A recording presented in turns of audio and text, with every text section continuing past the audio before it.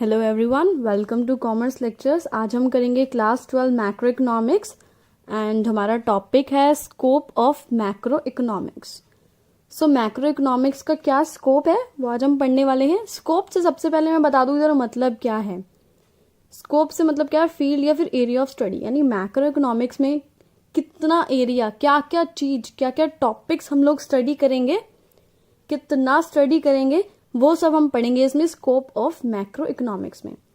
सो ये क्वेश्चन जितना डिफिकल्ट लग रहा है एक्चुअली में इतना नहीं है, क्योंकि इसको लर्न करने की तो बिल्कुल जरूरत नहीं है, क्योंकि इसके अंदर जितने भी पॉइंट्स हैं वो पता है क्या है, आपका जो सिलेबस है, यानी आपके जो चैप्टर्स के नाम है बेसिकली वही सब हैं, वही सब जो है हम मैक्रो इकोनॉमिक्स में स्टडी करते हैं। तो सबसे पहले पढ़ते हैं हम क्या स्टडी करते हैं। नेशनल इनकम के बारे में पढ़ते हैं और उसके रिलेटेड एग्रीगेट्स के बारे में पढ़ते हैं। ठीक है।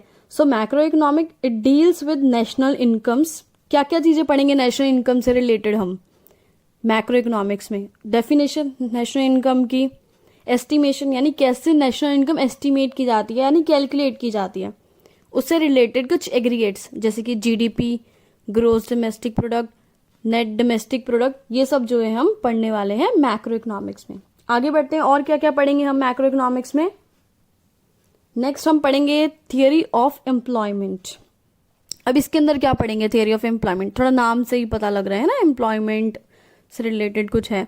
So it studies theories related to employment and unemployment. ये सारी वो थियरीज जो है स्टडी करता है जो एम्प्लॉयमेंट या फिर अनएम्प्लॉयमेंट से रिलेटेड होती हैं। जैसे कि एक इनिशियल थियरी ऑफ एम्प्लॉयमेंट है आपकी, उसमें क्या क्या बता रखा है आपका, ये एग्जाम्पल दे रखा है मैंने इधर। कॉजेज ऑफ अनएम्प्लॉयमेंट की, अनएम्प्लॉयमेंट बेरोजगारी क्यों होती है, उसके रीजंस हम पढ़ेंगे। आगे और क्या पढ़ते हैं इस थियरी में हम, possible remedies to combat it, मतलब क्या ऐसा सोल्यूशन है, क्या ऐसा किया जाए कि हम उसे कॉम्बैट कर लें, उसे डील कर लें, उसे सॉल्व करने की कोशिश की जाए। सो ये इस थियरी में ये सब बताया जाता है। सो एम्प्लॉयमेंट की थियरीज पढ़ेंगे। और क्या पढ़ेंगे हम आगे, हम पढ़ेंगे थियरी ऑफ मनी। मनी से सारे रिलेटेड थियरीज पढ़ेंगे। क्रिएशन ऑफ मनी, मनी कैसे क्रिएट किया जाता है, क्रेडिट कैसे क्रिएट करते हैं, यानी जो आपके बैंक्स होते हैं वो कैसे पैसा बनाते हैं, कैसे अर्न करते हैं। ठीक है, कमर्शियल बैंक्स जो आपके होते हैं। Role of regulating money supply, money supply को कैसे रेगुलेट करते हैं, जैसे पैसा ज्यादा सप्लाई करना मार्केट में, कम बनाना, ये सब चीजें है ना, जैसे आपने पढ़ा होगा CRR, SLR, बैंक रेट वगैरह, ये सब चीजें मनी से रिलेटेड जितनी भी चीजें वो सब पढ़ेंगे। फिर से मैं आपको बता रही हूँ कि ये जो टॉपिक है इसके जितने भी हेड पॉइंट्स हैं वो क्या हैं, आपके चैप्टर्स ही हैं। आप अभी भी टेली कर सकते हैं, देख सकते हैं, ये मनी वगैरह सब आपके चैप्टर्स ही हैं जो हम पढ़ने वाले हैं। आगे बढ़ते हैं। Fourth point is theory of general price level. General price level कितना है, ठीक है हमारा। अब जैसे कि हम बोलते हैं कि मैगी 5 रुपीज में मिलती है, हम बोलते हैं अरे बिल्कुल सही प्राइस है, लेकिन वही मैगी जब अब 6 रुपए की हो जाए, बोले ओए महंगी हो गई, इन्फ्लेशन आ गया। मैगी 5 रुपए की थी, उससे 4 रुपए की होगी, अरे इतनी सस्ती हो गई, है ना। तो जनरल प्राइस लेवल आपका एक तरह से 5 रुपीज सेट हो गया। तो उस चीज के बारे में हम पढ़ेंगे। इन्फ्लेशन कैसे आता है, कैसे नहीं आता है, कैसे महंगाई बढ़ती है, इन्फ्लेशनरी गैप क्या होता है, डिफ्लेशनरी गैप क्या होता है। सो प्राइजेस से रिलेटेड भी सारी चीजें हम मैक्रो इकोनॉमिक्स में पढ़ेंगे। और क्या पढ़ेंगे देखते हैं, आगे बढ़ते हैं। रोल ऑफ गवर्नमेंट, गवर्नमेंट का रोल क्या है, अब रोल किस चीज में है वो भी बताती हूँ।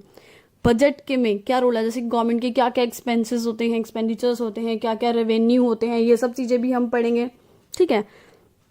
It studies how government budget impact या फिर affect the level of economic activity, कैसे जो है गवर्नमेंट बजट यानी गवर्नमेंट जो पैसे खर्चती है या उसका रेवेन्यू होता है वो कैसे यूटिलाइज करेगी जिससे हमारी इकोनॉमिक एक्टिविटीज पे असर पड़ेगा। यानी जैसे कि गवर्नमेंट ने क्या किया, रोड्स वगैरह बनाए, डैम्स वगैरह बनाए, स्कूल्स वगैरह बनाए, इससे क्या हुआ, हमारी इकोनॉमिक एक्टिविटीज बढ़ गई ना।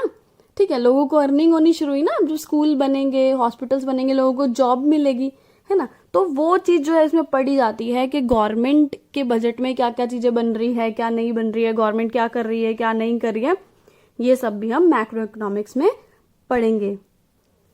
लास्ट हमारा पॉइंट है अब exchange rate and balance of payment, हम ये भी पढ़ेंगे।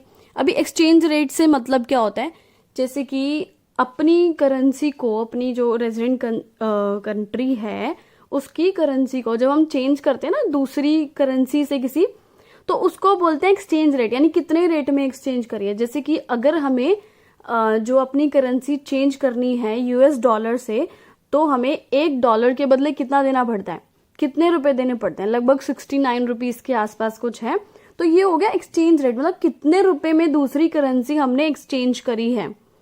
ठीक है, सो हम क्या पढ़ेंगे, एक्सचेंज रेट कैसे डिटरमाइन किया जाता है। अब ये डिसाइड कैसे किया जाता है कि हम $1 के बदले 69 रुपीज दे रहे हैं या 70 रुपीज दे रहे हैं, ये सब चीजें हम पढ़ने वाले हैं। और उसे मैनेज कैसे किया जाता है, कम ज्यादा बार बार कैसे करना है। आगे पढ़ते हैं, balance of payment. Balance of payment क्या होता है, ये सारे रिकॉर्ड्स होते हैं पेमेंट के, और जैसे कि बैलेंस ऑफ ट्रेड में होता है ना, एक्सपोर्ट्स कितना किया, इंपोर्ट कितना किया, वो सब चीजें ये सब इसमें आती है, balance of payment, balance of trade वगैरह। सो ये था आपका मैक्रो इकोनॉमिक्स का स्कोप कि हम क्या क्या मैक्रो इकोनॉमिक्स में पढ़ने वाले हैं। Thanks for watching this video, please like, share and subscribe.